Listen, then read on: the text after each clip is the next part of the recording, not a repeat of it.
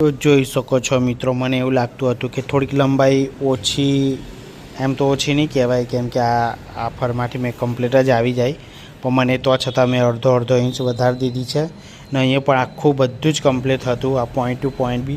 તો અહીંયા અડધો ઇંચ મેં અહીંયા પણ લંબાવ્યું અને અહીંયા પણ મેં લંબાવ્યું, બાકીનું બધું જ બરાબર જ રવા દીધેલું છે. આ જે ફર્મો છે એના એ કમ્પ્લીટ જ છે, એ જ મેં આ રીતના મૂકીને કર્યું છે. હું તમને દેખાડી પણ તેમ જો આ રીતના મેં આ કમ્પ્લીટ જ કર્યું છે. ફક્ત અહીંયા અડધો ઇંચ વધાર્યું છે મેં, અહીંયા અડધો ઇંચ વધાર્યું છે. પછી એવું લાગે તો સીવટી વખતે સેટ કરી લે હું, બાકી આ જ ગળું બી મેં કમ્પ્લીટ જ કાપ્યું છે જો આ રીતના. અને પાછળ ઉક આપેલા છે, અહીં ગાડી ઉક અગાડી આપેલા છે, અરે સોરી પછાડી છે, એટલે મેં અહીં ગાડી આટલું દબાણકાર નાખ્યું છે, જોઈ શકો છો. પછી પેલું ગળું છે એના હિસાબે આપણે શેપ આપી દઈશું.